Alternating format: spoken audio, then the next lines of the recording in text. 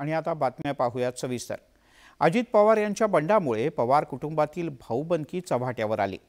गेल्या 3 पिढ्यांपासून पवार कुटुंबात राजकीय चढाओढ सुरू होती। अजित पवार यांच्यामुळे आपल्याला राजकारणापासून दूर राहावं लागलं असा दावा रोहित पवार यांचे वडील राजेंद्र पवार यांनी केलाय।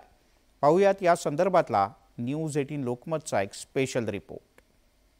मला 2 वेळा मात्र पवार साहेबांनी मला स्वतःला छत्रपती कारखान्यात उभं राहायचं होतं, तर त्यावेळी त्यांनी सांगितलं की बाबा हे आपल्याला यात पडायचं नाही, आणि तो त्यांचा निर्णय होता। की त्यांना विचारलं नाही, कारण तो राजकीयदृष्ट्या कदाचित तो योग्यच असेल, कारण जे आज आपण पाहतोय आपण, कदाचित ते त्यावेळी सुरुवात झाली असती। रोहित पवारांचे वडील राजेंद्र पवारांनी हा गौप्यस्फोट केलाय। अजित पवारांच्या राजकीय प्रवेशावेळी पवार कुटुंबातील फुटीची बीजं रोवली गेली।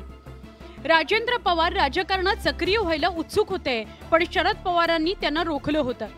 खुद्द राजेंद्र पवारांनी न्यूज 18 लोकमतशी बोलताना हा गौप्यस्फोट केलाय।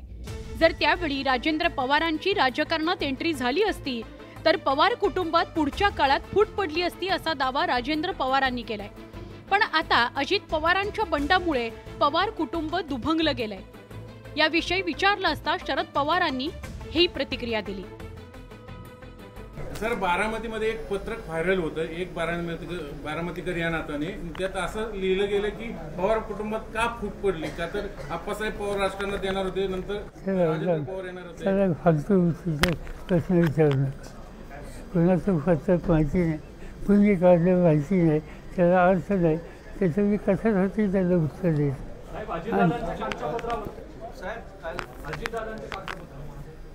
मला त्याच्यावर भाष्य करायचं नाही, मी फक्त आता लोकसत्तेचा अग्रलेखार।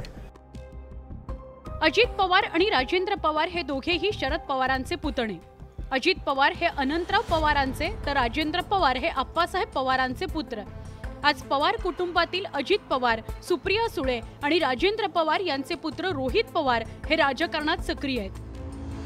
पण गेल्या 3 पिढ्यांपासून पवार कुटुंबात राजकारणावरून चढाओढ सुरू असल्याचं आता समोर आलंय। शरद पवारांनी भलेही नाकारलं असलं तरी त्यांचे पुतणे राजेंद्र पवारांनी त्याचा उलगडा केलाय। अजित पवारांमुळे केवळ राजेंद्र पवारच नव्हे, तर त्यांचे वडील आप्पासाहेब पवारांनाही राजकारणापासून दूर राहावं लागलं होतं।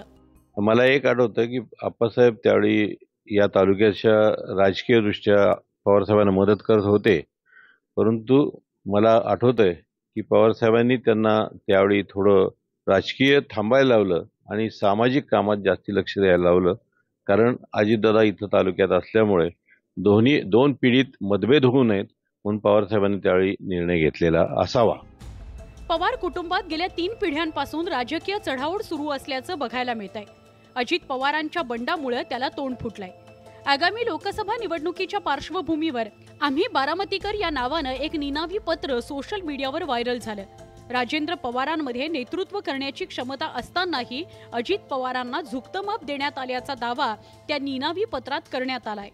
माझे आजोबा आप्पासाहेब पवारांनी त्यावेळेस घेतलेला तो निर्णय आहे, माझ्या वडिलांनी त्यावेळेस घेतलेला तो निर्णय आहे। ज्या पद्धतीने अजितदादा बारामतीचं वातावरण भावनिक करण्याचा प्रयत्न करत आहेत, तसा आम्ही करणार नाही।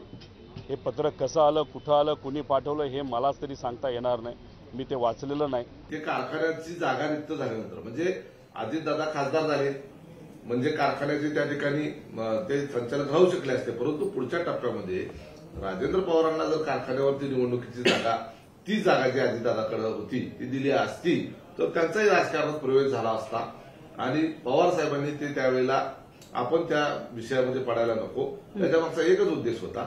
सुरुवातीला पवार साहेबांचा अजितदादांना सुद्धा राजकारणात यायला विरोध होता। खरे तर अजित पवारांच्या बंडापूर्वी पवार कुटुंबातील एकीचा राजकारणात दाखला दिला जात होता। मात्र अजित पवारांच्या बंडामुळे राजकारणापुढे नाती तकलादू ठरतात हे पुन्हा एकदा सिद्ध झालंय।